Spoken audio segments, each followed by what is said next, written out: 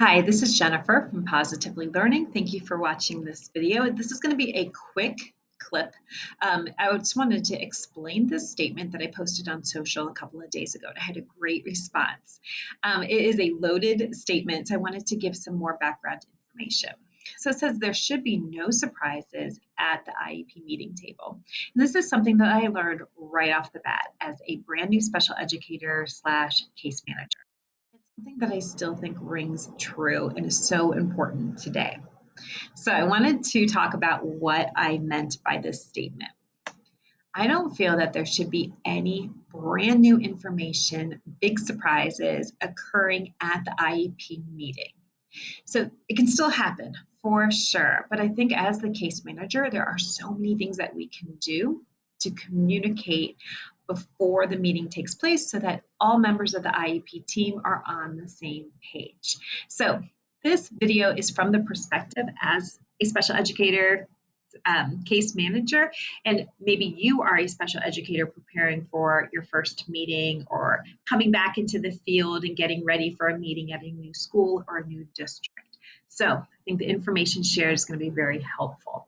What I do want to mention though is if you are a family member watching this and these types of communication systems have not been presented to you and have not been extended to you, do not worry at all about surprising at the meetings. You go for it, absolutely. This is not something that, well, if it wasn't said before the meeting, forever hold your peace. Absolutely not. I just think that there are so many things we can do on our end as a special educator to make sure that these are productive meetings and everybody knows exactly what to expect. So I call it my no surprises plan of action. However, we know that surprises can still take place and that is totally fine. So this is what I would send home before a meeting. And you have to check with your district or your state for the guidelines. I think ours was 10 days, but I would always shoot for in my mind, or at least on my calendar invites, for 2 weeks because you never know, right? So what I would send home is the draft IEP. And when I mention that, I often hear pushback, something along the lines of, we're not allowed to send home our draft IEP. Totally get that. I do recommend you check with your state or district to see what the actual guidelines are. You may be allowed to. I know that I've heard different things, and oftentimes it's one of those kind of falls under the umbrella of that's not how we do things here. So you just may want to check on that to be sure. But we sent home the draft IEP, and there's a couple of things that we want to make sure are very clear on those drafts. One is that the word draft appears on every single page. So the state system that we use for writing IEPs does print out the draft with that, has the date and the word draft on every page, but it's in this teeny tiny font. So I do take a yellow highlighter and I highlight it on every page so it's very clear. Ours always starts off with demographic information and then moves into the present levels. On the draft, I do fill out the present levels completely based on all the assessment results that we've gotten back. The next section, I believe, is parent input. We do not fill that out in the draft. That's something that's going to be filled out because the parent input is going to occur at the meeting. So we will put that like in real time during the meeting. But I will be filling out all of the goals. The goals should be matching what was discussed in the present levels. So these are goals that I'm proposing in draft form for families to read. Now, we didn't always do this, and I just can imagine as someone listening to these goals, like 9 objectives or whatever it is, they probably all kind of sound alike, right, with the language that we use. And 9 times out of 10, I'd say, like, do we accept these goals? And the answer was, yeah, sure, sounds great. It's like, oh gosh, that was a lot of information that I just read off. So I really like the idea of sending home this draft IEP so that you can ask questions and clarifications and like, why did we not choose this? Or, where is this and not this, and so on. All right, the one other important piece of information is not included on a draft IEP is any reference to services. So we're not putting the service provider, the service like minutes, the least restricted environment, the supplementary aids and services. You may already have that notes like that you know what you're going to be talking about and referencing at the meeting table, but you're not entering that into the draft until the actual meeting. All right, the next thing, it should say family input. So parents, families, guardians.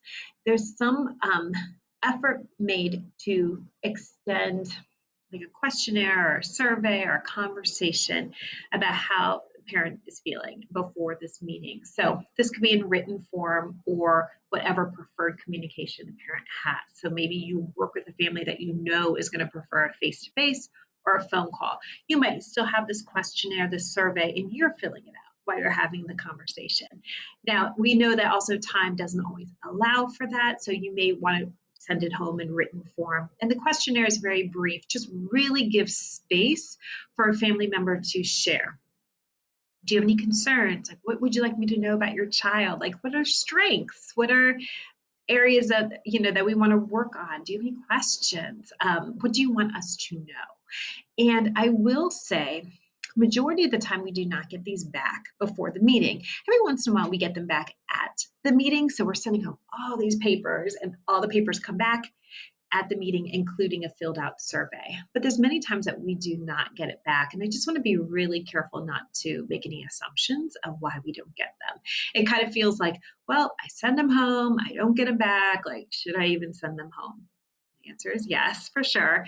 But there's so many reasons why we don't get them back. One is parents didn't see them, family members didn't see the survey or didn't see them in time. That's really real.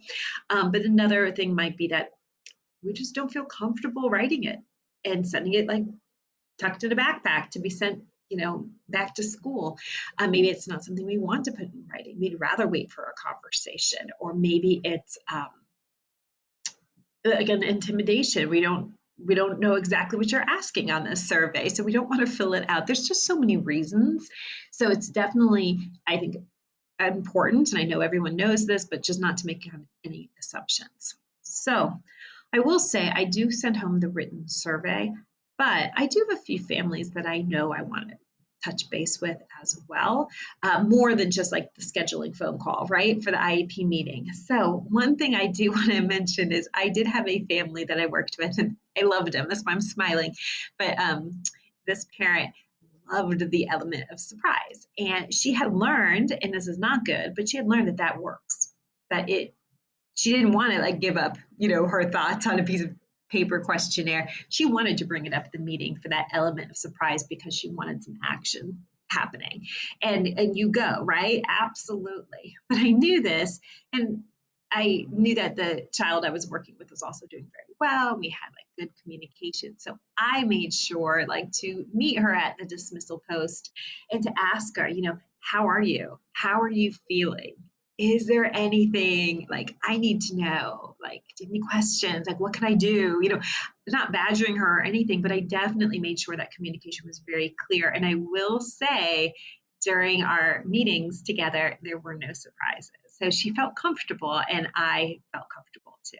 So the last piece of information is kind of taken with a grain of salt. The Gen Ed reports and assessment results. Do you want to send these home? Maybe your school already has guidelines that, yes, you send all of them home, or maybe you do not. We've done it both ways, and it's been mixed results. As a parent, I would want them for sure. I want everything, right, in writing. However, we've seen some of these results, right? These assessment results are not that easy to read for speech language. I would much rather listen to our SLP explain them, summarize them, discuss them. It's so much easier to understand than me trying to read through them. However, I kind of see both sides, and you might already have like a hard and fast rule. I also want to be really aware of sending home like 37 pages of hard to read documents too. So just something to kind of keep in mind. All of this information should already be referenced in the present levels. All right, so this is my no surprises plan of action. I don't mean no surprises as in like, don't bring anything up. We don't want any conflict. Absolutely not. But this is more of like that courtesy. Like we are all together. We're on the same page. This is going to be a meeting that's going to be very productive. We know exactly what to expect. All right. I hope that was helpful for you. I'd love to hear what you think. Do you agree? Do you totally disagree? Let me know. Is there anything missing from this list that you send home, is there anything that you just don't feel comfortable with or you just want some more information about? Please let me know. What I'd like to do is a series walking through an IEP meeting. I started doing this already, but I think I'm going to save this for the next video, like how to open a meeting, what happens at a meeting, how to close a meeting. We know no meetings, like 2 meetings are alike, but maybe there's like some opportunities to kind of get all together on the same page so that we can know what to expect. Let me know what you think about that. All right, thank you so much for watching, and I will catch you next time.